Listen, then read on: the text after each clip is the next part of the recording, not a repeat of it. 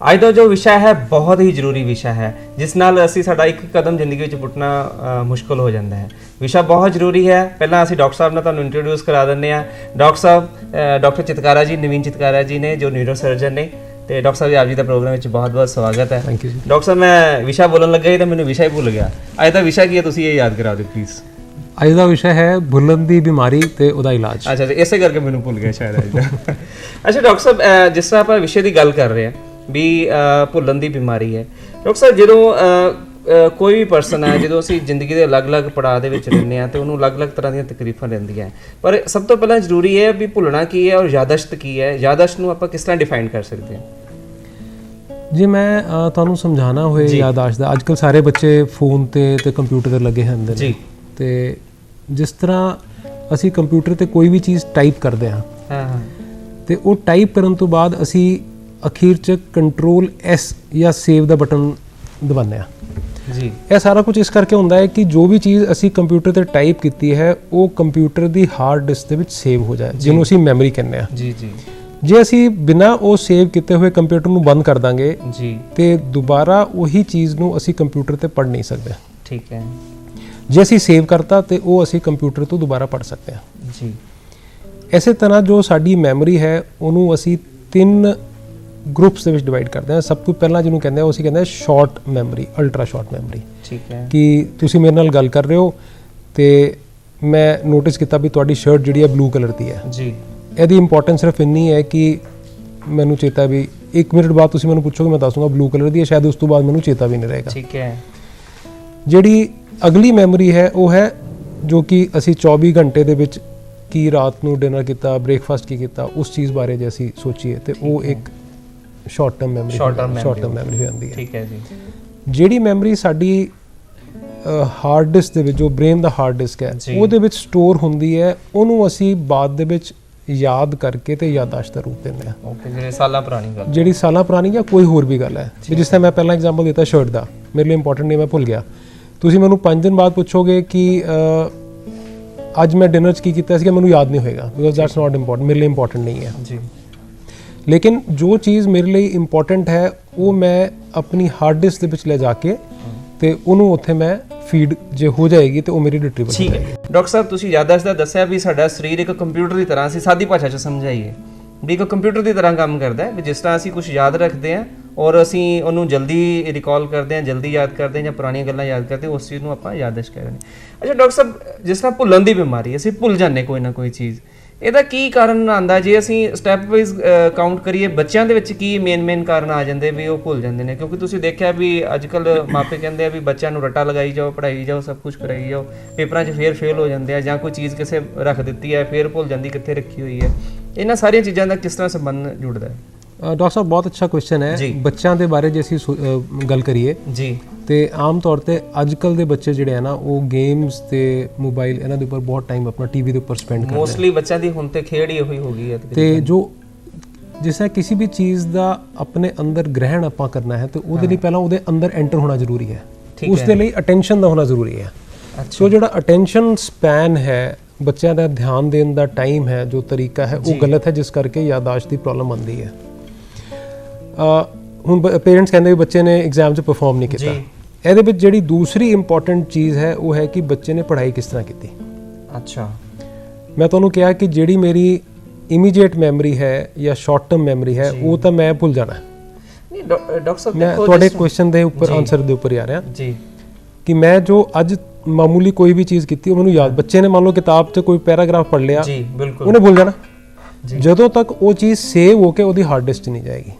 ਅੱਛਾ, ਸੋ ਕੁਝ ਮੈਂ ਟ੍ਰਿਕਸ ਤੁਹਾਨੂੰ ਅੱਜ ਦੱਸਦਾ, 5-6 ਟ੍ਰਿਕਸ ਹੈਗੀਆਂ ਜਿਨ੍ਹਾਂ ਦੇ ਨਾਲ ਉਹ ਬੱਚੇ ਜਿਹੜੇ ਹੈ ਪੜ੍ਹਾਈ ਦੇ ਦੌਰਾਨ ਆਪਣੀ ਰੂਟੀਨ ਦੀ ਚੀਜ਼ ਨੂੰ ਹਾਰਡ ਡਿਸਕ ਵਾਲੀ ਮੈਮਰੀ ਦੇ ਵਿੱਚ ਸਟੋਰ ਕਰ ਸਕਦੇ ਨੇ। ਠੀਕ ਹੈ, ਯਾਨੀ ਆਪਣੀ ਯਾਦਦਾਸ਼ਤ ਵਧਾ ਸਕਦੇ ਨੇ, ਜੋ ਉਹਨਾਂ ਨੇ ਪੜ੍ਹਿਆ ਵਧਾ ਸਕਦੇ। ਐਗਜ਼ੈਕਟਲੀ, ਜੋ ਅਸੀਂ ਪੜ੍ਹਿਆ ਉਹਨੂੰ ਜ਼ਿਆਦਾ ਚਿਰ ਤੱਕ ਯਾਦ ਰੱਖ ਸਕਦੇ ਹਾਂ। ਓਕੇ, ਐਗਜ਼ਾਮ ਦੇ ਇਮੀਡੀਏਟਲੀ ਪਹਿਲਾਂ, ਇੱਕ ਦਿਨ ਪਹਿਲਾਂ ਜਾਂ ਹਾਫ ਡੇ ਪਹਿਲਾਂ ਜੋ ਤੁਸੀਂ ਪੜ੍ਹਿਆ ਉਹ ਕਈ ਵਾਰੀ ਯਾਦ ਰਹਿ ਜਾਂਦਾ ਕਿਉਂਕਿ ਉਹ ਤੁਹਾਡੀ ਸ਼ਾਰਟ ਟਰਮ ਮੈਮਰੀ ਹੈ। ਇਹ ਪੇਰੈਂਟਸ, ਮਾਪੇ ਜਿਹੜੇ ਕਿ ਆਪਣੇ ਬੱਚਿਆਂ ਦੇ ਘੱਟ ਪੜ੍ਹਾਕੂ ਹੋਣ ਤੋਂ ਬਹੁਤ ਪਰੇਸ਼ਾਨ ਨੇ, ਇਸ ਗੱਲ ਨੂੰ ਬਹੁਤ ਧਿਆਨ ਨਾਲ ਸੁਣਨ ਵੀ ਬੱਚਿਆਂ ਨੂੰ ਅਸੀਂ ਤੇਜ਼ ਕਿਸ ਤਰ੍ਹਾਂ ਕਰਨਾ ਹੈ ਪੜ੍ਹਾਈ 'ਚ ਤਾਂ ਕਿ ਵੱਧ ਤੋਂ ਵੱਧ ਨੰਬਰ ਲੈ ਲੈਣ। ਜੀ ਡਾਕਟਰ ਸਾਹਿਬ, ਸੋ ਇਹਦੇ ਵਿੱਚ ਜਿਹੜਾ ਪਹਿਲਾ ਪੁਆਇੰਟ ਹੈ ਨਾ ਉਹ ਹੈ ਰੈਪੀਟੀਸ਼ਨ। ਯਾਨੀ ਕਿ ਬਾਰ-ਬਾਰ ਪੜ੍ਹਨਾ। ਠੀਕ ਹੈ।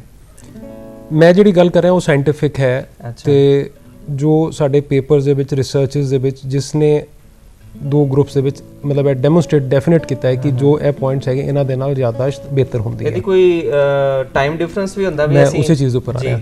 ਸੋ ਪਹਿਲੀ ਚੀਜ਼ ਤਾਂ ਹੋ ਗਈ ਕਿ ਰੈਪੀਟੀਸ਼ਨ ਹੋਣੀ ਜ਼ਰੂਰੀ ਹੈ। ਮੈਂ ਅੱਜ ਕੋਈ ਵੀ ਚੀਜ਼ ਪੜ੍ਹ ਲਈ ਤੇ 6 ਮਹੀਨੇ ਬਾਅਦ ਸੋਚਾਂ ਮੈਨੂੰ ਯਾਦ ਰਹੇਗੀ, ਉਹ ਯਾਦ ਨਹੀਂ ਰਹੇਗੀ। ਠੀਕ ਸੋ ਮੈਨੂੰ ਰਿਪੀਟ ਕਰਨਾ ਜ਼ਰੂਰੀ ਹੈ। ਅੱਛਾ। ਹੁਣ ਤੁਹਾਡਾ ਸੈਕਿੰਡ ਕੁਐਸਚਨ ਹੈ ਕਿ ਕਦੋਂ ਰਿਪੀਟ ਕਰਨਾ ਚਾਹੀਦਾ ਜੀ। ਸੋ ਉਸ ਦੇ ਵਿੱਚ ਸਪੇਸਿੰਗ ਦਾ ਟਾਈਮ ਜਿੰਨਾ ਜ਼ਿਆਦਾ ਹੋਏਗਾ ਉਨਾ ਬੈਟਰ ਹੈ। ਜਿਸ ਤਰ੍ਹਾਂ ਕਿ ਸਪੋਜ਼ ਮੈਂ ਅੱਜ ਜੋ ਚੀਜ਼ ਪੜ੍ਹੀ ਹੈ ਜੀ, ਉਹਨੂੰ ਮੈਂ ਜੇ ਕੱਲ ਹੀ ਦੁਬਾਰਾ ਫਿਰ ਪੜ੍ਹ ਲੂੰਗਾ ਤੇ 6 ਮਹੀਨੇ ਬਾਅਦ ਉਹਨੂੰ ਐਗਜ਼ਾਮ 'ਚ ਬੈਠੂੰਗਾ ਤੇ ਮੈਨੂੰ ਉਹ ਸ਼ਾਇਦ ਯਾਦ ਨਾ ਆਏ। ਅੱਛਾ। ਜਿਹੜੀ ਚੀਜ਼ ਮੈਂ ਅੱਜ ਪੜ੍ਹੀ ਹੈ ਜੇ ਮੈਂ ਉਹਨੂੰ ਮਹੀਨੇ ਬਾਅਦ ਦੁਬਾਰਾ ਪੜਾਂਗਾ ਜੀ ਤੇ ਉਹ ਚੀਜ਼ ਦੇ ਯਾਦ ਆਉਣ ਦੇ ਚਾਂਸਸ ਜ਼ਿਆਦਾ ਹੈਗੇ। ਇਹ ਸਭ ਸਾਇੰਟੀਫਿਕ ਰਿਸਰਚਸ ਹੈਗੇ ਆ। ਠੀਕ ਹੈ। ਸੋ ਬੱਚਿਆਂ ਨੂੰ ਮੈਂ ਆਮ ਤੌਰ ਤੇ ਕੀ ਸੁਜੈਸਟ ਕਰਦਾ ਕਿ ਜੋ ਉਹਨਾਂ ਨੇ 5 ਜਾਂ 6 ਦਿਨ ਹਫਤੇ 'ਚ ਪੜ੍ਹਾਈ ਕੀਤੀ ਹੈ ਉਸ ਨੂੰ ਉਹ ਰਿਵਾਈਜ਼ ਕਰਨ ਸੰਡੇ ਨੂੰ। ਠੀਕ ਹੈ ਜੀ। ਤੇ ਜਿਹੜਾ ਪੂਰਾ ਮਹੀਨੇ ਦਾ ਉਹਨਾਂ ਦਾ ਕੋਰਸ ਕੀਤਾ ਹੋਇਆ ਸੀਗਾ ਉਹ ਅਗਲੇ ਮਹੀਨੇ ਦੇ ਪਹਿਲੇ 2-3 ਦਿਨ ਲਗਾ ਕੇ ਪੂਰੇ ਮਹੀਨੇ ਦੇ ਇੰਪੋਰਟੈਂਟ ਪੁਆਇੰਟਸ ਨੂੰ ਯਾਦ ਕਰ ਲੈਣ। ਡਾਕਟਰ ਸਾਹਿਬ, ਜਿਸ ਤਰ੍ਹਾਂ ਬੱਚਾ ਪਹਿਲੀ ਵਾਰ ਪੜ੍ਹਨਾ ਸ਼ੁਰੂ ਕਰਦਾ ਉਹ ਇਸ ਚੀਜ਼ ਸੋਚਦਾ ਵੀ ਹਾਂ ਮੈਂ ਯਾਦ ਕਰਨ ਵਾਸਤੇ ਇਹਨੂੰ ਪੜ੍ਹ ਲਿਆ ਤੇ ਉਹ ਉਸ ਵੇਲੇ ਵੀ ਘਬਰਾ ਜਾਂਦਾ, ਮੈਨੂੰ ਯਾਦ ਨਹੀਂ ਹੋ ਰਿਹਾ। ਉਹ ਯਾਦ ਹੋਏਗਾ ਨਹੀਂ ਨਾ ਕਿਉਂਕਿ ਮੈਮਰੀ ਦੀ ਕੈਪੈਸਿਟੀ ਹੁੰਦੀ ਹੈ। ਸੋ ਬੱਚਿਆਂ ਦੇ ਪੇਰੈਂਟਸ ਲਈ ਬਹੁਤ ਜ਼ਰੂਰੀ ਗੱਲ ਹੈ ਵੀ ਜੇ ਬੱਚੇ ਨੂੰ ਆਖੋ ਵੀ ਤੁਸੀਂ ਬੈਠ ਕੇ ਹੁਣੇ ਸਾਰਾ ਕੁਝ ਯਾਦ ਕਰ ਲੈ, ਇਹ ਨਹੀਂ ਹੋ ਪਾਏਗਾ। ਜਿਸ ਤਰ੍ਹਾਂ ਡਾਕਟਰ ਸਾਹਿਬ ਨੇ ਦੱਸਿਆ ਵੀ ਪਹਿਲਾਂ ਤੁਸੀਂ ਅੱਜ ਉਹਨੂੰ ਪੜ੍ਹੋ ਔਰ ਜੇ ਮਹੀਨੇ ਬਾਅਦ ਤੁਸੀਂ ਉਹਨੂੰ ਰਿਪੀਟ ਕਰਦੇ ਹੋ, ਪਹਿਲਾਂ ਹਫਤੇ ਬਾਅਦ ਫਿਰ ਮਹੀਨੇ ਬਾਅਦ ਕਰਦੇ ਹੋ ਤੇ ਉਹ ਜ਼ਿਆਦਾ ਮੈਮਰੀ ਆਪਣੇ ਆਪ ਹੀ ਉਹ ਯਾਦ ਕਰ ਲੇਗਾ, ਰਿਜ਼ਲਟਸ ਬੈਟਰ। ਜੀ ਡਾਕਟਰ ਸਾਹਿਬ। ਥਰਡ ਪੁਆਇੰਟ ਹੈ ਕਿ ਜਦੋਂ ਅਸੀਂ ਛੋਟੇ ਹੁੰਦੇ ਸੀ ਕਿ ਸਾਡੇ ਪੇਰੈਂਟਸ ਕਹਿੰਦੇ ਉੱਚੀ ਬੋਲ ਕੇ ਪੜੋ, ਹੁਣ ਟਾਈਮ ਚੇਂਜ ਹੋ ਗਿਆ, ਬੱਚੇ ਮਨ 'ਚ ਪੜ੍ਹਦੇ ਆ। ਹਾਂਜੀ। ਸਾਇੰਟੀਫਿਕਲੀ ਇਹ ਦੇਖਿਆ ਗਿਆ ਹੈ ਕਿ ਜੇ ਉਸੇ ਪੈਰਾਗ੍ਰਾਫ ਨੂੰ ਅਸੀਂ ਉੱਚੀ ਆਵਾਜ਼ ਦੇ ਵਿੱਚ ਹੌਲੀ ਵਰਡਸ ਨੂੰ ਸਪੇਸ ਕਰਕੇ ਬੋਲੀਏ, ਯਾਨੀ ਤੇਜ਼ ਨਹੀਂ ਪੜਨਾ, ਹੌਲੀ ਪੜਨਾ ਹੈ, ਹਰ ਵਰਡ ਨੂੰ ਸੈਪਰੇਟ ਕਰਕੇ ਪੜਨਾ ਹੈ। ਠੀਕ ਹੈ। ਤੇ ਫਿਰ ਗੱਲ ਰੈਪੀਟੀਸ਼ਨ ਤੇ ਸਪੇਸਿੰਗ ਉਹ ਨਾਲ ਉਸ ਦੇ ਇਲਾਵਾ ਮੇਰਾ ਖਿਆਲ ਇਹਦੇ ਨਾਲ ਜਿਹੜੇ ਸਪੈਲਿੰਗ ਮਿਸਟੇਕਸ ਵੀ ਬੱਚੇ ਕਰਦੇ ਉਹ ਵੀ ਠੀਕ ਹੋ ਜਾਏਗਾ, ਉਹ ਵੀ ਹੋ ਜਾਣਗੇ। ਬਿਲਕੁਲ ਠੀਕ ਹੈ। ਤੇ ਕਈ ਵਾਰੀ ਕੀ ਹੁੰਦਾ ਹੈ ਕਿ ਪੇਰੈਂਟਸ ਜਿਸ ਤਰ੍ਹਾਂ ਹੈਗੇ ਆ, ਟਿਊਸ਼ਨ ਦੇ ਟੀਚਰਸ ਹੈਗੇ ਆ, ਕਲਾਸ ਦੇ ਟੀਚਰਸ ਹੈਗੇ, ਉਹ ਰਿਅਲਾਈਜ਼ ਕਰਦੇ ਵੀ ਇਹ ਟੌਪਿਕ ਬਹੁਤ ਡਿਫਿਕਲਟ ਹੈ। ਬੱਚਿਆਂ ਨੂੰ ਆਮ ਤੌਰ ਤੇ ਇਸ ਟੌਪਿਕ ਦੇ ਵਿੱਚ ਪ੍ਰੋਬਲਮ ਆਉਂਦੀ ਹੈ। ਜੀ। ਮੈਂ ਤੁਹਾਨੂੰ ਯਾਦਾਸ਼ਤ ਦਾ ਐਗਜ਼ਾਮਪਲ ਦਿੱਤਾ, ਮੈਂ ਇਮੀਡੀਏਟਲੀ ਕੰਪਿਊਟਰ ਨਾਲ ਰਿਲੇਟ ਕਰਤਾ। ਬਿਲਕੁਲ। ਪ੍ਰੋਬੈਬਲੀ ਜੋ ਵੀ ਦਰਸ਼ਕ ਸਾਡੇ ਪ੍ਰੋਗਰਾਮ ਸੁਣ ਰਹੇ ਹੋਣਗੇ ਉਹਨਾਂ ਨੂੰ ਇਹ ਗੱਲ ਯਾਦ ਰਹਿ ਜਾਏਗੀ ਵੀ ਜੋ ਮੈਮਰੀ ਹੈ, ਜੇ ਮੈਂ ਕੋਈ ਟੈਕਨੀਕਲ ਟਰਮਸ ਯੂਜ਼ ਕਰਦਾ ਸ਼ਾਇਦ ਯਾਦ ਨਾ ਰਹਿੰਦਾ। ਬਿਲਕੁਲ ਸਹੀ ਗੱਲ ਹੈ। ਕਿਉਂਕਿ ਮੈਂ ਕੰਪਿਊਟਰ ਨੂੰ ਸੇਵ ਕਰਨ ਦੇ ਨਾਲ ਹਾਰਡ ਡਿਸਕ ਦੀ ਐਗਜ਼ਾਮਪਲ ਦੇ ਦਿੱਤਾ ਤੇ ਉਹ ਦਿਮਾਗ 'ਚ ਰਹਿ ਜਾਏਗਾ।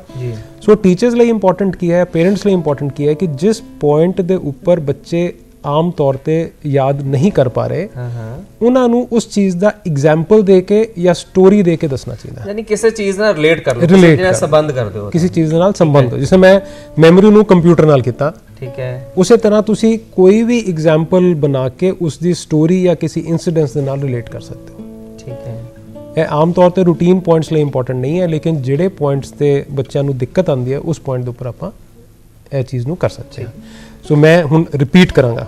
ਸੋ ਰੈਪੀਟੀਸ਼ਨ ਜੀ, ਕੁਝ ਸਪੇਸ ਕਰਨ ਤੋਂ ਬਾਅਦ ਥੋੜਾ ਵਕਫਾ ਪਾ ਕੇ ਹੌਲੀ ਪੜਨਾ ਤੇ ਜਿਹੜੀ ਡਿਫਿਕਲਟ ਚੀਜ਼ਾਂ ਹੈਗੀਆਂ ਉਹਨਾਂ ਦੇ ਵਿੱਚ ਅਸੀਂ ਕਿਸੇ ਸਟੋਰੀ ਦੇ ਨਾਲ ਰਿਲੇਟ ਕਰ ਦੇਣਾ। ਬਹੁਤ ਅੱਛੀ ਗੱਲ ਹੈ। ਜਿਹੜਾ ਨੈਕਸਟ ਪੁਆਇੰਟ ਹੈ ਜੀ, ਉਹ ਨੈਕਸਟ ਪੁਆਇੰਟ ਹੈਗਾ ਕਿ ਜਦੋਂ ਵੀ ਅਸੀਂ ਯਾਦ ਕਰਦੇ ਹਾਂ। ਹਾਂਜੀ, ਇੱਕ ਫੋਨ ਕਾਲ ਲੈ ਲਈਏ ਡਾਕਟਰ ਸਾਹਿਬ, ਮਾਫ ਕਰਨਾ ਜੀ। ਹੈਲੋ।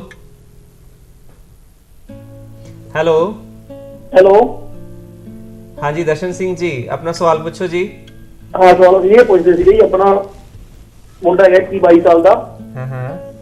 ਤੇ ਜਦੋਂ ਆਪਾਂ ਕੋਈ ਗੱਲ ਕਰਦੇ ਨਾ, ਅੱਜ ਜਿਵੇਂ ਗੱਲ ਕਰ ਲਈ ਹੈ ਤੇ ਉਹ 2 ਦਿਨਾਂ ਨੂੰ ਪੁੱਛੀ ਦਾ ਕੋਈ ਮੇਰਾ ਚੇਤਾ ਭੁੱਲ ਗਿਆ। ਇਹ ਮੇਰਾ ਖਿਆਲ ਬੱਚਾ ਡਾਕਟਰ ਸਾਹਿਬ ਆਪਾਂ ਨੈਕਸਟ ਸਟੈਪ ਆਪਾਂ ਡਿਸਕਸ ਕਰ ਲਾਂਗੇ, ਇਸ ਨੂੰ ਪਹਿਲਾਂ ਬੱਚਿਆਂ ਦਾ ਫਿਨਿਸ਼ ਕਰ ਲੈਣੇ ਆਪਾਂ। ਚਲੋ ਤੁਸੀਂ ਹਾਂਜੀ ਚਲੋ ਦੱਸ ਦਿਓ ਤੁਸੀਂ ਜੋ ਵੀ ਐਸਾ ਹੈ ਜੀ ਕਿ ਜਿਹੜੀ ਵੀ ਐਡਲਟਸ ਦੇ ਵਿੱਚ ਯਾਦਾਸ਼ਤ ਹੈ ਨਾ, ਉਹ ਅੱਜ ਕੱਲ੍ਹ ਅਸੀਂ ਜਿਹੜਾ ਕੰਮ ਕਰਦੇ ਹਾਂ, ਜੋ ਸਾਡਾ ਟਾਈਪ ਆਫ ਲਿਵਿੰਗ ਹੈ, ਜੋ ਕੰਮ ਕਰਨ ਦਾ ਸਟਾਈਲ ਹੈ, ਉਹਦੇ ਵਿੱਚ ਅਸੀਂ ਇੱਕ ਸਮਾਂ ਦੇ ਉੱਪਰ ਬਹੁਤ ਸਾਰੇ ਕੰਮ ਕਰ ਰਹੇ ਹੁੰਦੇ ਹਾਂ।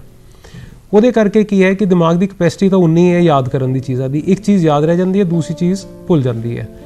ਤੇ ਉਹ ਬੇਟੇ ਨੂੰ ਇੱਕ ਵਾਰੀ ਇਹ ਦੇਖਣਾ ਪੈਣਾ ਹੈ ਕਿ ਉਹ ਜਿਹੜਾ ਕੰਮ ਕਰ ਰਿਹਾ ਹੈ ਉਹਦੇ ਵਿੱਚ ਉਸ ਪ੍ਰੋਪਰ ਕੰਮ ਕਰੇ। ਜਦੋਂ ਵੀ ਕੋਈ ਚੀਜ਼ ਨੂੰ ਯਾਦ ਕਰਨਾ ਹੈ ਉਸ ਕੰਮ ਨੂੰ ਇੱਕ ਵਾਰੀ ਕਰਕੇ ਫਿਰ ਅਗਲੇ ਸਟੈਪ ਦੇ ਉੱਪਰ ਜਾਏ ਤੇ ਉਹਨੂੰ ਇਸ ਚੀਜ਼ ਦਾ ਫਾਇਦਾ ਜ਼ਰੂਰ ਮਿਲੇਗਾ। ਅੱਛਾ ਡਾਕਟਰ ਸਾਹਿਬ, ਜਿਸ ਤਰ੍ਹਾਂ ਆਪਾਂ ਬੱਚਿਆਂ ਦੇ ਵਿੱਚ ਦੇਖ ਰਹੇ ਸੀ ਵੀ ਯਾਦਦਾਸ਼ਤ ਦੀ ਕੀ ਪ੍ਰੋਬਲਮ ਆਮ ਤੌਰ ਤੇ ਹੁੰਦੀ ਹੈ ਔਰ ਅਸੀਂ ਉਹਨਾਂ ਦੀ ਯਾਦਦਾਸ਼ਤ ਵਧਾ ਕਿਸ ਤਰ੍ਹਾਂ ਸਕਦੇ, ਇਸ ਤੋਂ ਇਲਾਵਾ ਕੋਈ ਹੋਰ ਵੀ ਕੋਈ ਬਿਮਾਰੀ ਵੀ ਕੋਈ ਕਾਰਨ ਹੋ ਸਕਦਾ ਵੀ ਜਿਹਦੇ ਨਾਲ ਬੱਚਿਆਂ ਦੀ ਯਾਦਦਾਸ਼ਤ ਯਾਦ ਨਹੀਂ ਕਰ ਪਾਉਂਦੇ ਜਾਂ ਕੁਝ ਇਹੋ ਜਿਹੀ ਪਰੇਸ਼ਾਨੀ ਹੁੰਦੀ ਹੈ? ਜੀ, ਬੱਚਿਆਂ ਦੇ ਵਿੱਚ ਕੁਝ ਇਸ ਤਰ੍ਹਾਂ ਦੀ ਪ੍ਰੋਬਲਮਸ ਹੁੰਦੀਆਂ ਕਿ ਪੈਦਾ ਹੋਣ ਦੇ ਟਾਈਮ ਤੇ ਕੁਝ ਸੈਲਸ ਨਾ ਡਿਵੈਲਪ ਹੋਣ ਜਾਂ ਆਕਸੀਜਨ ਦੀ ਕਮੀ ਹੋ ਜਾਏ ਜਾਂ ਖੂਨ ਦੀ ਕਮੀ ਹੋ ਜਾਏ, ਕਈ ਵਾਰੀ ਪੀਲੀਆ ਹੋਣ ਕਰਕੇ ਵੀ ਬੱਚੇ ਜਦੋਂ ਜਨਮ ਲੈਂਦੇ ਆ ਤੇ ਰੋਂਦੇ ਨਹੀਂ ਹੈ, ਉਹਦੇ ਕਰਕੇ ਬ੍ਰੇਨ ਦੇ ਕੁਝ ਸੈਲਸ ਡੈਮੇਜ ਹੋ ਜਾਂਦੇ ਨੇ।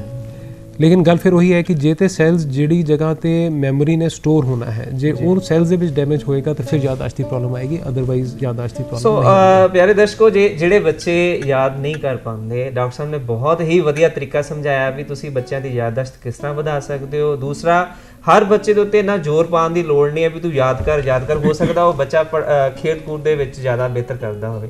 ਡਾਕਟਰ ਸਾਹਿਬ, ਬੱਚਿਆਂ ਦੇ ਤੋਂ ਬਾਅਦ ਜੇ ਅਸੀਂ ਨੌਜਵਾਨਾਂ ਦੀ ਗੱਲ ਕਰੀਏ, ਜਿਸ ਤਰ੍ਹਾਂ ਹੁਣੇ ਇੱਕ ਦਰਸ਼ਕ ਨੇ ਸਾਨੂੰ ਸਵਾਲ ਵੀ ਪੁੱਛਿਆ ਹੈ, ਨੌਜਵਾਨਾਂ ਦੇ ਵਿੱਚ ਕੀ ਪਰੇਸ਼ਾਨੀ ਹੋ ਸਕਦੀ ਹੈ ਵੀ ਜਿਨ੍ਹਾਂ ਨੂੰ ਭੁੱਲ ਜਾਂਦਾ ਹੈ? ਇਹ ਤੇ ਚਲੋ ਇਹਨਾਂ ਨੇ ਕੱਲ ਪਰਸੋਂ ਦੇ ਆਖੇ ਵੀ ਪਰਸੋਂ ਤੱਕ ਯਾਦ ਭੁੱਲ ਜਾਂਦਾ, ਜਾਂ ਕੋਈ ਹੋਰ ਕਾਰਨ, ਕਿਹੜੇ ਕਾਰਨ ਹੋ ਸਕਦੇ ਨੌਜਵਾਨਾਂ ਤੇ ਭੁੱਲਣ ਦੇ? ਡਾਕਟਰ ਸਾਹਿਬ, ਜਿਹੜਾ ਅਸੀਂ ਪਹਿਲਾਂ ਦੋ ਡਿਵਾਈਡ ਕਰ ਲੈਣਾ ਗਰੁੱਪ ਤੇ, ਇੱਕ ਹੈ ਕਿ ਜੇ ਕੋਈ ਬਿਮਾਰੀ ਮਰੀਜ਼ ਨੂੰ ਨਹੀਂ ਹੈ। ਅੱਛਾ, ਅੱਜ ਕੱਲ ਜੋ ਸਾਡਾ ਨਾਰਮਲ ਲਾਈਫ ਸਟਾਈਲ ਹੈ ਬਹੁਤ ਫਾਸਟ ਹੋ ਗਿਆ।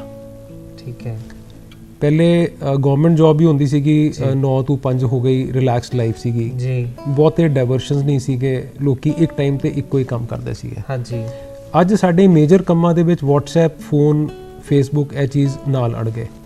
ਬਿਲਕੁਲ, ਆਫਟਰ ਆਲ ਜੇ ਫੋਨ ਦੇ ਵਿੱਚ ਆਪਾਂ ਮੰਨ ਕੇ ਚੱਲੀਏ ਕਿ ਡੇਟਾ ਬਹੁਤ ਸਾਰਾ ਤੁਸੀਂ ਫੀਡ ਕਰ ਦਿਓ ਤੇ ਉਹ ਫੋਨ ਵੀ ਸਲੋ ਹੋ ਜਾਂਦਾ ਹੈ, ਬਿਲਕੁਲ ਹੈਂਗ ਹੋ ਜਾਂਦਾ, ਜਿਹਨੂੰ ਹੈਂਗ ਹੋ ਜਾਂਦਾ ਹੈ। ਤੁਹਾਡਾ ਭਾਵ ਹੈ ਵੀ ਇਸੇ ਤਰ੍ਹਾਂ ਜੋ ਦਿਮਾਗ ਹੈ ਉਹ ਦਿਮਾਗ ਦੀ ਵੀ ਇੱਕ ਕੈਪੈਸਿਟੀ ਹੈ। ਠੀਕ ਹੈ, ਆਪਾਂ ਜਦੋਂ ਪੈਦਾ ਹੋਏ ਉਸ ਟਾਈਮ ਤੋਂ ਲੈ ਕੇ ਕੁਝ ਨਾ ਕੁਝ ਅਸੀਂ ਦੇਖੀ ਜਾ ਰਹੇ ਹਾਂ ਤੇ ਉਸ ਚੀਜ਼ ਨੂੰ ਯਾਦ ਕਰੀ ਜਾ ਰਹੇ ਹਾਂ। ਠੀਕ ਹੈ, ਉਹ ਦਿਮਾਗ ਦੀ ਕੁਝ ਨਾ ਕੁਝ ਕੈਪੈਸਿਟੀ ਜੋ ਹੈ ਉਹ ਆਕਿਊਪਾਈ ਹੋਈ ਜਾ ਰਹੀ ਹੈ।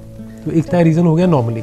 ਠੀਕ ਹੈ, ਸੈਕੰਡ ਕੀ ਹੈ ਕਿ ਜੋ ਸਾਡਾ ਫਾਸਟ ਲਾਈਫ ਸਟਾਈਲ ਹੈ ਉਹਦੇ ਵਿੱਚ ਸਾਨੂੰ ਹਰ ਮਿੰਟ ਜੀ 2-2 3-3 ਕੰਮ ਕਰਨੇ ਪੈਂਦੇ, ਇੱਕ ਕੰਮ ਖਤਮ, ਦੂਸਰਾ ਕੰਮ ਸ਼ੁਰੂ, ਤੀਸਰਾ ਕੰਮ ਸ਼ੁਰੂ, ਚੌਥਾ ਕੰਮ ਸ਼ੁਰੂ, ਭੱਜਨਸ ਪਈ ਹੋਈ ਹੈ। ਇਹ ਮੈਜੋਰਿਟੀ ਅੱਜਕੱਲ ਜਿਹੜੀ ਯੰਗਰ ਜਨਰੇਸ਼ਨ ਹੈ ਸਾਰੇ ਦੇ ਵਿੱਚ ਇਹੀ ਚੀਜ਼ ਹੈ। ਸੋ ਕਹਿਣ ਦਾ ਭਾਵ ਹੈ ਵੀ ਜੇ ਕੋਈ ਭੁੱਲਦਾ ਪਿਆ ਉਹਦਾ ਮੇਨ ਕਾਰਨ, ਜੇ ਉਹਨੂੰ ਕੋਈ ਬਿਮਾਰੀ ਨਹੀਂ ਹੈ, ਮੈਂ ਤੁਹਾਨੂੰ ਆਪਣਾ ਐਗਜ਼ਾਮਪਲ ਦੇਣਾ ਕਿ ਮੈਂ ਰਾਤ ਨੂੰ ਆਪਣਾ ਫੋਨ ਬੁੱਕ ਜੇ ਚੈੱਕ ਕਰਾਂ ਤੇ ਮੇਰੀ ਰਿਸੀਵਡ ਕਾਲਸ ਮੈਨੂੰ 95% ਕਾਲਸ ਦੇ ਬਾਰੇ ਯਾਦ ਹੀ ਨਹੀਂ ਰਹਿੰਦਾ ਕਿ ਮੈਂ ਕੀ ਗੱਲ ਕੀਤੀ ਸੀਗੀ, ਕਿਉਂਕਿ ਮੇਰਾ ਦਿਮਾਗ ਕਿੱਧਰ ਹੋਰ ਸੀਗਾ। ਠੀਕ ਹੈ, ਗੱਲ ਮੈਂ ਕਿਸੇ ਹੋਰ ਨਾਲ ਕਰ ਰਿਹਾ ਸੀਗਾ, ਉਹਨੂੰ ਕਿ ਮੈਂ ਕੰਮ ਕਰ ਦੂੰਗਾ ਤੇ ਇਹਨੇ ਮੇਰੇ ਚੇਤੇ ਤੋਂ ਰਜਿਸਟਰ ਨਹੀਂ ਹੋਇਆ। ਪਿਆਰੇ ਦਰਸ਼ਕੋ, ਡਾਕਟਰ ਸਾਹਿਬ ਨੇ ਗੱਲ ਦੇ ਵਿੱਚੋਂ ਹੀ ਬਹੁਤ ਜ਼ਰੂਰੀ ਗੱਲ ਕੀਤੀ ਹੈ ਵੀ ਜੇ ਇਸ ਤਰ੍ਹਾਂ ਵੀ ਰੂਟੀਨ 'ਚ ਭੁੱਲ ਜਾਂਦਾ ਹੈ ਤਾਂ ਤੁਸੀਂ ਉਸ ਨੂੰ ਬਿਮਾਰੀ ਨਾ ਸਮਝੋ, ਉਸ ਦੀ ਕੋਈ ਕਮਜ਼ੋਰੀ ਨਾ ਸਮਝੋ।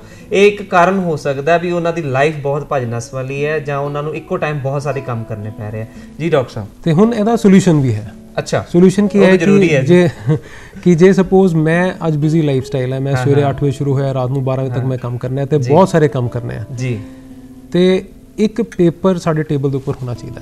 ਠੀਕ ਹੈ ਜੀ, ਜਿਹੜੇ ਮੋਬਾਈਲ ਹੈ ਭਗ ਦੌੜ ਕਰਨ ਵਾਲੇ ਬੰਦੇ ਹੈਗੇ ਉਹਨਾਂ ਦੇ ਲਈ ਸੈਪਰੇਟ ਮੈਂ ਦੱਸਦਾ, ਜਿਹੜੇ ਟੇਬਲ ਵਰਕ ਕਰਦੇ ਆ ਉਹਨਾਂ ਕੋਲ ਪੇਪਰ ਹੋਣਾ ਚਾਹੀਦਾ ਜੀ।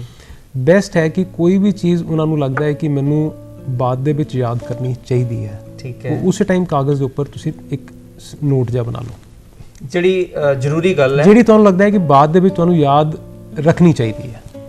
ਠੀਕ ਹੈ, ਠੀਕ ਹੈ, ਵੀ ਘਰੋਂ ਫੋਨ ਆ ਗਿਆ, ਫੋਰ ਐਗਜ਼ਾਮਪਲ ਮੈਂ ਬਹੁਤ ਬਿਜ਼ੀ ਮੀਟਿੰਗ 'ਚ ਬੈਠਾ, ਘਰੋਂ ਫੋਨ ਆਏਗਾ ਜੀ ਸ਼ਾਮ ਨੂੰ ਆਉਂਦੇ ਇਹ ਚੀਜ਼ ਲੈ ਕੇ ਆਣਾ। ਠੀਕ ਹੈ, ਉਹ ਹੈ ਤਾਂ ਚਲੋ ਨਿਆਣ ਵਾਲੀ ਚੀਜ਼ ਛੋਟੀ ਲੇਕਿਨ ਹੈ ਬਹੁਤ ਜ਼ਰੂਰੀ, ਆਰਡਰ ਵੱਡਾ ਹੋਇਆ ਠੀਕ ਹੈ, ਸੋ ਉਹ ਮੈਂ ਭੁੱਲ ਜਾਣਾ ਤਾਂ ਉਹ ਕਾਗਜ਼ ਤੇ ਉਸ ਟਾਈਮ ਨੋਟ ਕਰਕੇ ਰੱਖ। ਠੀਕ ਹੈ, ਸੋ ਇੱਕ ਤਾਂ ਹੋ ਗਿਆ ਜੇ ਤੁਹਾਡਾ ਟੇਬਲ ਵਰਕ ਹੈ ਤੇ ਇੱਕ ਪੇਪਰ ਪੈਨ ਤੁਹਾਡਾ, ਇਹ ਆਦਤ ਬਣਾਉਣ ਦੀ ਗੱਲ ਹੈ। ਠੀਕ ਹੈ, ਜੇ ਤੁਸੀਂ ਨੋਟ ਕਰਨਾ ਸ਼ੁਰੂ ਕਰ ਦੋਗੇ ਨਾ ਤਾਂ ਤੁਹਾਡੀ ਬਹੁਤ ਸਾਰੀ ਚੀਜ਼ਾਂ ਹੈਗੀਆਂ ਜੋ ਤੁਹਾਨੂੰ ਯਾਦ ਰਹਿਣੀ ਸ਼ੁਰੂ ਹੋ ਜਾਂਦੀਆਂ। ਠੀਕ ਹੈ, ਜੇ ਤੁਹਾਡਾ ਮਤਲਬ ਆਊਟਡੋਰ ਕੰਮ ਜ਼ਿਆਦਾ ਹੈ ਜੀ, ਉਹ ਫਿਰ ਅਸੀਂ ਅੱਜ ਇੰਨੇ ਸਾਰੇ ਫੋਨਸ ਬੱਚੇ ਯੂਜ਼ ਕਰਦੇ, ਉਹਦੇ ਵਿੱਚ ਰਿਮਾਈਂਡਰ, ਨੋਟਸ, ਕੋਈ ਵੀ ਚੀਜ਼ ਤੁਸੀਂ ਬਣਾ ਕੇ ਰੱਖ ਸਕਦੇ ਹੋ।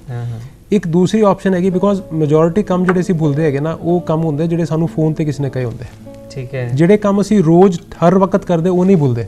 ਠੀਕ ਹੈ, ਸੋ ਉਹਦਾ ਸਿਸਟਮ ਕੀ ਹੈਗਾ ਕਿ ਤੁਸੀਂ ਆਪਣਾ ਰਿਕਾਰਡਿੰਗ ਸ਼ੁਰੂ ਕਰ ਲਓ ਤੇ ਬਾਅਦ ਦੇ ਵਿੱਚ ਤੁਹਾਨੂੰ ਲੱਗਦਾ ਵੀ ਕੋਈ ਇੰਪੋਰਟੈਂਟ ਬੰਦੇ ਦਾ ਫੋਨ ਆਏਗਾ, ਤੁਸੀਂ ਰਿਕਾਰਡਿੰਗ ਸੁਣ ਸਕਦੇ ਹੋ। ਇਹ ਤਰੀਕੇ ਹੈਗੇ ਜਿਸ ਦੇ ਨਾਲ ਤੁਸੀਂ ਆਪਣੀ ਯਾਦਾਸ਼ਤ ਨੂੰ ਇੰਪਰੂਵ ਨਹੀਂ ਕਰ ਸਕਦੇ ਬਟ ਆਪਣੀ ਪਰਫਾਰਮੈਂਸ ਨੂੰ ਇੰਪਰੂਵ ਕਰ ਸਕਦੇ ਹੋ। ਠੀਕ ਹੈ, ਤੁਸੀਂ ਲਿਖ ਸਕਦੇ ਹੋ ਜਾਂ ਰਿਕਾਰਡ ਕਰਕੇ ਫੋਨ ਤੇ ਰਿਕਾਰਡ ਕਰ ਸਕਦੇ ਹੋ ਜਾਂ ਉਸ ਚੀਜ਼। ਅੱਛਾ ਡਾਕਟਰ ਸਾਹਿਬ, ਨੌਜਵਾਨਾਂ ਦੇ ਵਿੱਚ ਜਿਸ ਤਰ੍ਹਾਂ ਆਪਾਂ ਕਾਰਨ ਡਿਸਕਸ ਕੀਤੇ ਆ, ਮੇਰੇ ਖਿਆਲ ਇੱਕ ਫੋਨ ਕਾਲ ਆ ਰਹੀ ਹੈ, ਆਪਾਂ ਪਹਿਲਾਂ ਫੋਨ ਲੈ ਲਈਏ ਫਿਰ ਅਗਲੀ ਗੱਲ ਕਰਦੇ ਹਾਂ। ਹੈਲੋ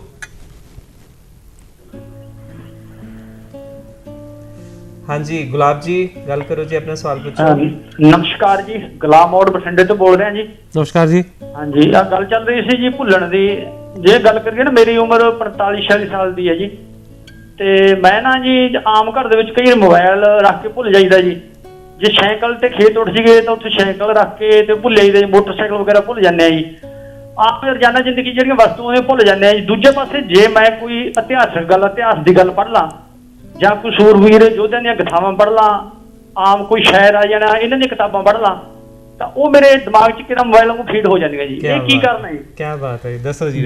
ਗੱਲ ਉਹੀ ਹੈ ਜੀ ਕਿ ਅਸੀਂ ਆਪਣੇ ਦਿਮਾਗ ਨੂੰ ਟਿਊਨ ਕੀਤਾ ਹੈ ਕਿ ਸਾਡੇ ਲਈ ਕਿਹੜਾ ਕੰਮ ਜ਼ਰੂਰੀ ਹੈ, ਕਿਹੜਾ ਕੰਮ ਜ਼ਰੂਰੀ ਨਹੀਂ ਹੈ ਜੀ।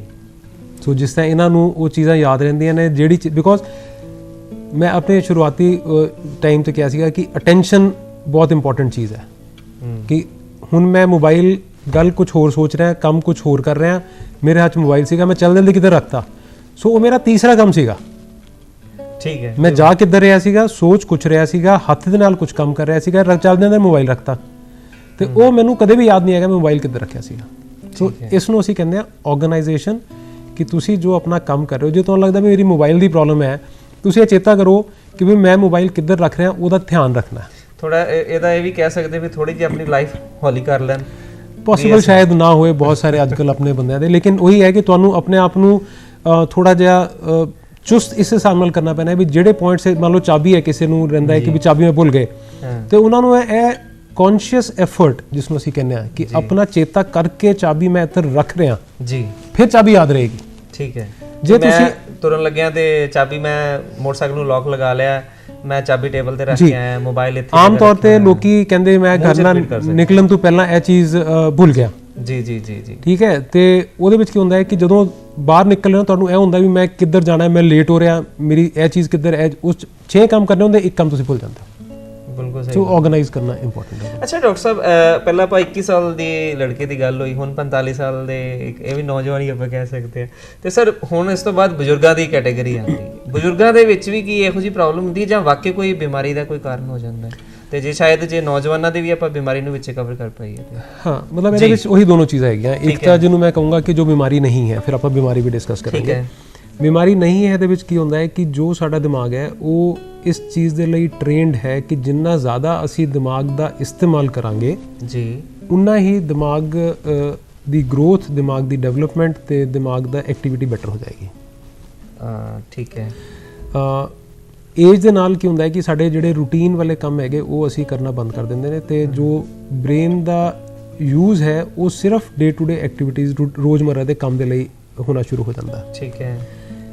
ਇਸ ਏਜ ਦੇ ਉੱਪਰ ਅਸੀਂ ਸੁਜੈਸਟ ਕਰਦੇ ਹਾਂ ਕਿ 60, 65 ਜਾਂ 70 ਦੇ ਕਰੀਬ ਉਹਨਾਂ ਨੂੰ ਉਹ ਚੀਜ਼ਾਂ, ਉਹ ਗੇਮਸ ਜਾਂ ਕੁਝ ਇਸ ਤਰ੍ਹਾਂ ਦੀ ਚੀਜ਼ਾਂ ਸ਼ੁਰੂ ਕਰਨੀ ਚਾਹੀਦੀ ਜਿਨ੍ਹਾਂ ਦੇ ਨਾਲ ਦਿਮਾਗ ਦਾ ਇਸਤੇਮਾਲ ਜ਼ਿਆਦਾ ਹੋਵੇ। ਚੈਸ ਇੱਕ ਬਹੁਤ ਅੱਛੀ ਗੇਮ ਹੈ। ਅੱਛਾ।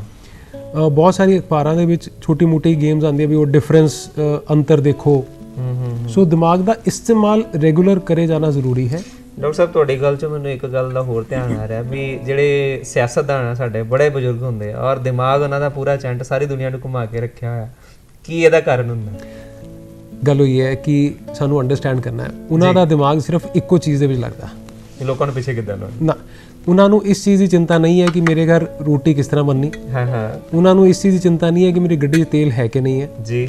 ਉਹਨਾਂ ਨੂੰ ਕਿਸੇ ਵੀ ਚੀਜ਼ ਦੀ ਹੋਰ ਚਿੰਤਾ ਨਹੀਂ ਹੈ। ਉਹਨਾਂ ਦਾ ਦਿਮਾਗ 24 ਘੰਟੇ ਸਿਰਫ ਇਸ ਚੀਜ਼ ਦੇ ਵਿੱਚ ਲੱਗਦਾ ਹੈ ਕਿ ਮੈਂ ਆਪਣੀ ਸਿਆਸਤ ਨੂੰ ਕਿਸ ਤਰ੍ਹਾਂ ਬਣਾ ਕੇ ਰੱਖਣਾ। ਜਿਸ ਤਰ੍ਹਾਂ ਕਿ ਤੁਸੀਂ ਪਹਿਲਾਂ ਗੱਲ ਕੀਤੀ, ਫੋਕਸ ਕਰਨਾ ਵੀ ਇਹ ਮੇਰਾ ਜ਼ਰੂਰੀ ਕੰਮ ਹੈ। ਫੋਕਸ ਕਰਨਾ। ਮੈਂ ਤੁਹਾਨੂੰ ਇਹ ਤਾਂ ਤੁਸੀਂ ਵੱਡਿਆਂ ਦੀ ਗੱਲ ਕੀਤੀ ਨਾ ਜੀ। ਜੇ ਯੰਗ ਜਿਹੜੇ ਜਵਾਨ ਮੁੰਡੇ ਹੈਗੇ ਉਹਨਾਂ ਨੂੰ ਜੇ ਕਿਹਾ ਜਾਏ ਸਿਰਫ ਇੱਕੋ ਹੀ ਕੰਮ ਕਰਨਾ, ਤੁਸੀਂ ਹੋਰ ਕੋਈ ਕੰਮ ਕਰਨਾ ਹੀ ਨਹੀਂ, ਠੀਕ ਹੈ, ਤੇ ਉਹਨਾਂ ਦੀ ਵੀ ਯਾਦਾਸ਼ਤ ਬਹੁਤ ਤੇਜ਼ ਹੋਏਗੀ, ਉਹ ਵੀ ਫੋਕਸਡ ਰਹਿਣਗੇ। ਬਹੁਤ ਅੱਛੀ ਗੱਲ ਹੈ। ਤੇ ਡਾਕਟਰ ਸਾਹਿਬ ਜਿਸ ਤਰ੍ਹਾਂ ਆਪਾਂ ਇਹ ਕੀਤਾ ਵੀ ਜਿਨ੍ਹਾਂ ਨੂੰ ਬਿਮਾਰੀ ਨਹੀਂ ਹੈ, ਤੇ ਕੀ ਬਿਮਾਰੀਆਂ ਵੀ ਕਿਹੜੀਆਂ ਹੁੰਦੀਆਂ ਜਿਹਦੇ ਵਿੱਚ ਯਾਦ ਭੁੱਲ ਜਾਂਦਾ ਹੈ ਇਨਸਾਨ ਨੂੰ? ਅਸੀਂ ਬਹੁਤ ਸਾਰੇ ਪੇਸ਼ੈਂਟਸ ਦੇਖਦੇ ਹਾਂ ਜਿਨ੍ਹਾਂ ਦੇ ਵਿੱਚ ਇਸ ਏਜ, ਮਤਲਬ ਆਪਾਂ ਹੁਣ ਬਜ਼ੁਰਗਾਂ ਦੀ ਗੱਲ ਕਰ ਰਹੇ ਹਾਂ ਜੀ, ਕਿ ਯਾਦਦਾਸ਼ਤ ਦੀ ਪ੍ਰੋਬਲਮ ਹੋਣੀ ਸ਼ੁਰੂ ਹੋ ਗਈ ਜੀ। ਇਹਦੇ ਵਿੱਚ ਜੋ ਸਭ ਤੋਂ ਪਹਿਲੀ ਬਿਮਾਰੀ ਹੈ ਉਹ ਹੈ ਕਿ ਜਿਸ ਤਰ੍ਹਾਂ ਉਮਰ ਦੇ ਨਾਲ ਸਾਡੀ ਬੋਡੀ ਸ਼ਰਿੰਕ ਕਰਦੀ ਹੈ, ਜਿਹੜਾ ਪਹਿਲਵਾਨ ਹੈ ਉਹ ਵੀ ਮਾੜਾ ਹੋ ਜਾਂਦਾ ਹੈ, ਉਸੇ ਤਰ੍ਹਾਂ ਜੋ ਸਾਡੇ ਬ੍ਰੇਨ ਦੇ ਸੈਲਸ ਹੈਗੇ ਉਹ ਵੀ ਸ਼ਰਿੰਕ ਕਰਕੇ ਛੋਟੇ ਹੋ ਜਾਂਦੇ, ਉਹਨਾਂ ਦੇ ਵਿੱਚੋਂ ਜਿਹੜਾ ਕਰੰਟ ਨਿਕਲਦਾ ਉਹ ਘੱਟ ਨਿਕਲਦਾ। ਅੱਛਾ। ਤੇ ਯਾਦਾਸ਼ਤ ਵੀ ਉਸ ਹਿਸਾਬ ਨਾਲ ਘੱਟ ਜਾਂਦੀ ਹੈ। ਠੀਕ ਹੈ। ਕੁਝ ਇਹ ਤਾਂ ਨਾਰਮਲ ਹੋ ਗਿਆ। ਕੁਝ ਪੇਸ਼ੈਂਟਸ ਦੇ ਵਿੱਚ ਕੀ ਹੁੰਦਾ ਹੈ ਕਿ ਜਿਹੜਾ ਇਹ ਸੈਲਸ ਦਾ ਸ਼ਰਿੰਕ ਹੋਣਾ ਜਾਂ ਇਹਦਾ ਜੋ ਚੇਂਜਸ ਹੁੰਦੇ ਨੇ ਉਹ ਫਾਸਟ ਹੁੰਦੇ ਨੇ, ਅੱਛਾ, ਜਾਂ ਜ਼ਿਆਦਾ ਹੋ ਜਾਂਦੇ ਨੇ, ਜਲਦੀ ਵੀ ਹੋ ਜਾਂਦੇ ਨੇ ਤੇ ਜ਼ਿਆਦਾ ਵੀ ਹੋ ਜਾਂਦੇ ਨੇ। ਠੀਕ ਹੈ। ਜੇ ਇਹ ਹੋਣਾ ਸ਼ੁਰੂ ਹੋ ਜਾਏ ਤੇ ਇਸ ਨੂੰ ਅਸੀਂ ਜੋ ਡਿਮੈਂਸ਼ੀਆ ਕਹਿੰਦੇ ਆ, ਡਿਮੈਂਸ਼ੀਆ ਦੀ ਬਿਮਾਰੀ ਅਸੀਂ ਆਮ ਤੌਰ ਤੇ ਕਹਿੰਦੇ ਆ। ਸੋ ਡਿਮੈਂਸ਼ੀਆ ਇੱਕ ਸਿੰਪਟਮ ਦਾ ਇੰਗਲਿਸ਼ ਨਾਮ ਹੈ ਜਿਹਦਾ ਮਤਲਬ ਹੈ ਕਿ ਉਸ ਉਮਰ ਦੇ ਉੱਪਰ ਜਿੰਨੀ ਯਾਦਾਸ਼ਤ ਹੋਣੀ ਚਾਹੀਦੀ ਹੈ ਉਸ ਤੋਂ ਘੱਟ ਜਾਏ। ਪਿਆਰੇ ਦਰਸ਼ਕੋ, ਜਿਸ ਤਰ੍ਹਾਂ ਡਾਕਟਰ ਸਾਹਿਬ ਨੇ ਦੱਸਿਆ ਵੀ ਇਸ ਉਮਰ ਦੇ ਵਿੱਚ ਇਹ ਪ੍ਰੋਬਲਮ ਆ ਜਾਂਦੀ ਹੈ ਜਦੋਂ ਬਜ਼ੁਰਗੀ ਆਉਂਦੀ ਹੈ, ਔਰ ਮੇਰਾ ਖਿਆਲ ਇਹ ਘਰ ਦੇ ਦੂਸਰੇ ਮੈਂਬਰ ਲਈ ਵੀ ਬਹੁਤ ਜ਼ਰੂਰੀ ਹੈ, ਕਿਉਂਕਿ ਆਮ ਤੌਰ ਤੇ ਘਰਾਂ ਦੇ ਵਿੱਚ ਬੜੀ ਮੁਸ਼ਕਲ ਹੁੰਦੀ ਹੈ। ਕਿਸੇ ਨੇ ਗੱਲ ਦੇ ਉੱਤੇ ਖਟਪਟ ਹੁੰਦੀ ਹੈ ਵੀ ਤੁਹਾਨੂੰ ਕੱਲ ਦੱਸਿਆ ਸੀ, ਅੱਜ ਤੁਹਾਨੂੰ ਚੇਤਾ ਭੁੱਲ ਗਿਆ, ਜਾਂ ਉਹਦੇ ਵਿੱਚ ਸਮਝਣਾ ਬਹੁਤ ਜ਼ਰੂਰੀ ਹੈ ਵੀ ਬਜ਼ੁਰਗਾਂ ਦੇ ਵਿੱਚ ਯਾਦਾਸ਼ਤ ਭੁੱਲ ਜਾਂਦੀ ਹੈ। ਜੀ ਡਾਕਟਰ ਸਾਹਿਬ, ਸੋ ਇੱਕ ਤਾਂ ਡਿਮੈਂਸ਼ੀਆ ਹੋ ਗਿਆ। ਸੋ ਡਿਮੈਂਸ਼ੀਆ ਜਿਹੜੀ ਹੈ ਉਹ ਚੀਜ਼ ਹੈ ਕਿ ਜਿਹੜੀ ਰੈਗੂਲਰ ਯਾਦਾਸ਼ਤ ਘਟਣੀ ਹੈ ਉਸ ਤੋਂ ਜ਼ਿਆਦਾ ਸਪੀਡ ਦੇ ਨਾਲ ਤੇ ਉਸ ਤੋਂ ਜ਼ਿਆਦਾ ਘਟਣੀ ਸ਼ੁਰੂ ਹੋ ਜਾਏ। ਅੱਛਾ, ਇਹ ਆਮ ਤੌਰ ਤੇ ਅਸੀਂ ਕਾਮਨਲੀ ਦੇਖਦੇ ਹਾਂ। ਠੀਕ ਹੈ। ਜਦੋਂ ਵੀ ਇਸ ਤਰ੍ਹਾਂ ਦੇ ਪੇਸ਼ੈਂਟ ਸਾਡੇ ਕੋਲ ਆਉਂਦੇ ਨੇ ਤੇ ਜੋ ਪਹਿਲਾ ਟੈਸਟ ਅਸੀਂ ਕਰਨਾ ਹੁੰਦਾ ਹੈ ਉਹ ਇੱਕ ਸੀਟੀ ਸਕੈਨ ਜਾਂ MRI ਕਰਨਾ ਹੁੰਦਾ।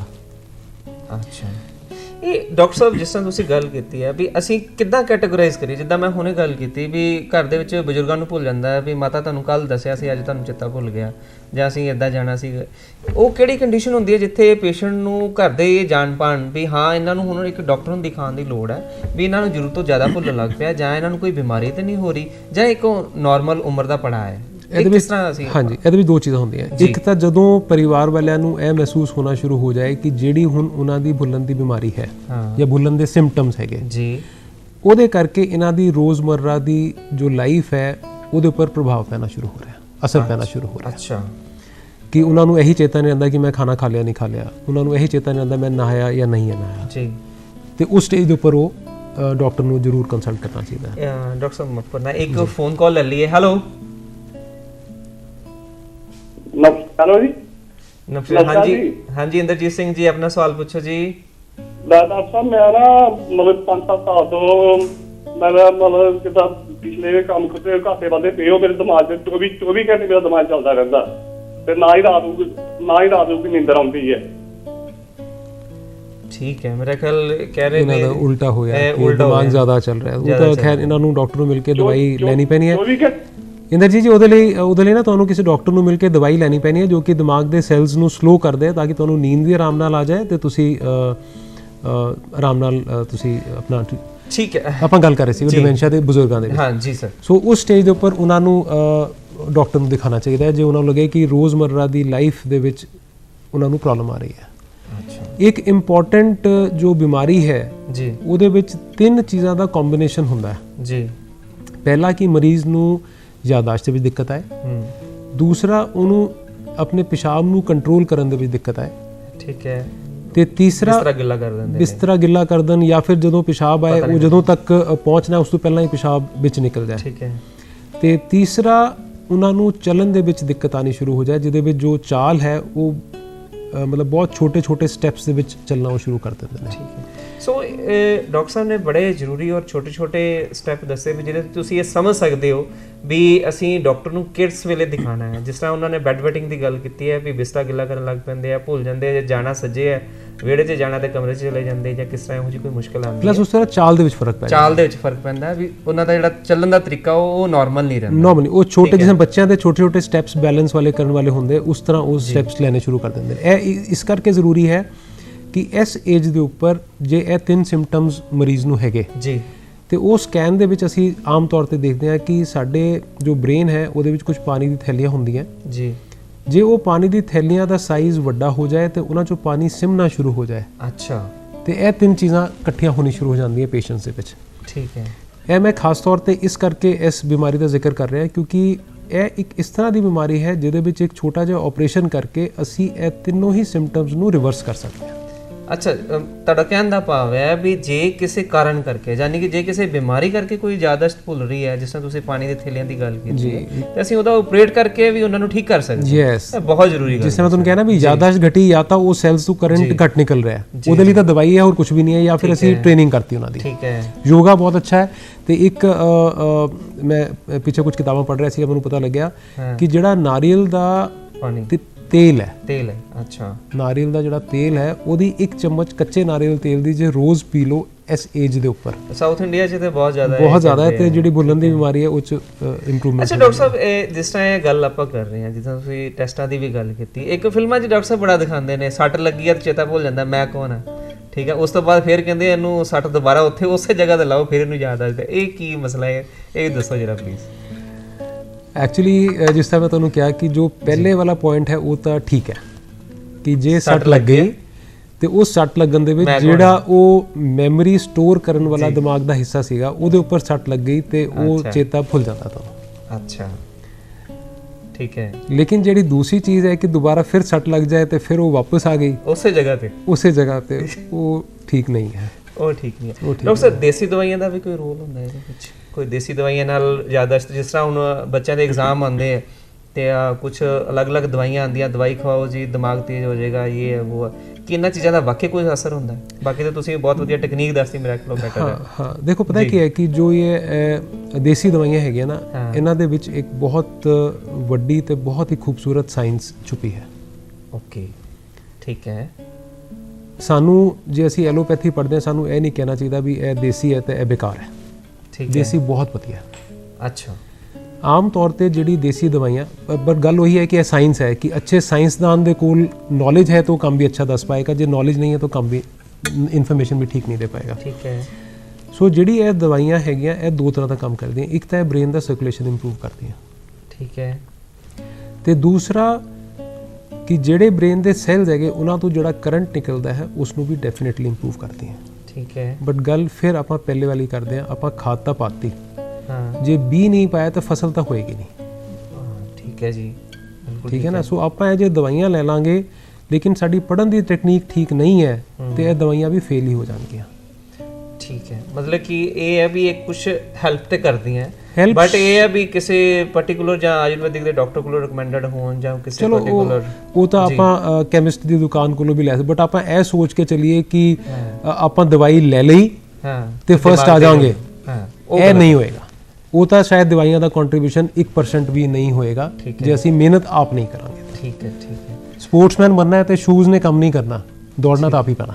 ਤੇ ਡਾਕਟਰ ਸਾਹਿਬ, ਇੱਕ ਹੈਲਦੀ ਲਾਈਫ ਜੀਣ ਵਾਸਤੇ, ਯਾਦਾਸ਼ਤ ਪੂਰੀ ਕਾਇਮ ਰੱਖਣ ਵਾਸਤੇ ਇੱਕ ਸੰਦੇਸ਼ ਕੀ ਦੇਣਾ ਚਾਹੋਗੇ ਤੁਸੀਂ? ਪ੍ਰੋਪਰ ਸਲੀਪ ਸਭ ਤੋਂ ਇੰਪੋਰਟੈਂਟ ਹੈ, ਯਾਨੀ ਸੋਣਾ ਜ਼ਰੂਰੀ, ਸੋਣਾ ਜ਼ਰੂਰੀ ਹੈ। ਤੇ ਉਹ ਜਿਹੜੀ ਬਜ਼ੁਰਗਾਂ ਵਾਲੀ ਸੀਗੀ ਕਿ early to bed early to rise, ਕਿ ਜਲਦੀ ਸੋ ਕੇ ਜਲਦੀ ਉਠੋ, ਉਹ ਇੱਕ ਬਹੁਤ ਸਵਾਲ ਵੀ ਪੁੱਛਿਆ ਸੀ, ਨੀਂਦ ਨਹੀਂ ਆਉਂਦੀ। ਚਲੋ, ਤੇ ਡਾਕਟਰ ਸਾਹਿਬ ਬਹੁਤ ਸ਼ੁਕਰੀਆ, ਤੁਸੀਂ ਇੰਨਾ ਇੰਪੋਰਟੈਂਟ ਗੱਲਾਂ ਸਾਡੇ ਨਾਲ ਸ਼ੇਅਰ ਕੀਤੀਆਂ। ਪਿਆਰੇ ਦਰਸ਼ਕੋ, ਇਹ ਡਾਕਟਰ ਸਾਹਿਬ ਨੇ ਜੋ ਅੱਜ ਗੱਲਾਂ ਬਾਤਾਂ ਕੀਤੀਆਂ ਉਹਦੇ ਵਿੱਚ ਤੁਸੀਂ ਇਹ ਦੇਖ ਸਕਦੇ ਹੋ ਵੀ ਭੁੱਲਣਾ ਕੋਈ ਆਪਣੇ ਆਪ ਦੇ ਵਿੱਚ ਬਹੁਤ ਵੱਡੀ ਬਿਮਾਰੀ ਹੈ, ਲੇਕਿਨ ਤੁਹਾਡਾ ਲਾਈਫ ਸਟਾਈਲ ਜ਼ਿੰਦਗੀ ਚੇਂਜ ਹੋ ਜਾਂਦੀ ਹੈ। ਸੋ ਇਹ ਹੈ ਵੀ ਇਹ ਕਾਰਨ ਲੱਭਣੇ ਔਰ ਕੀ ਇਹ ਵਾਕਈ ਇਹਦੇ ਪਿੱਛੇ ਕੋਈ ਬਿਮਾਰੀ ਹੈ, ਇੱਕ ਡਾਕਟਰ ਨੂੰ ਦਿਖਾਣਾ ਬਹੁਤ ਜ਼ਰੂਰੀ ਹੈ। ਆਪ ਸਭ ਨੇ ਆਪਣਾ ਸਮਾਂ ਦਿੱਤਾ, ਬਹੁਤ ਬਹੁਤ ਧੰਨਵਾਦ। ਥੈਂਕ ਯੂ, ਸ਼ੁਕਰੀਆ। Thank you.